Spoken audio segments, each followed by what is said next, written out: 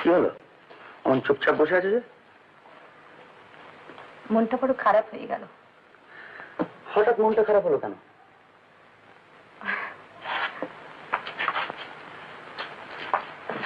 তোমার মনে আছে 16 নম্বর পেশেন্টের কথা বলেছিলাম? হ্যাঁ, কি হলো তার? খুব সুন্দর একটি বাচ্চা হয়েছে, তবে যদি দেখতে, সো লাভলি।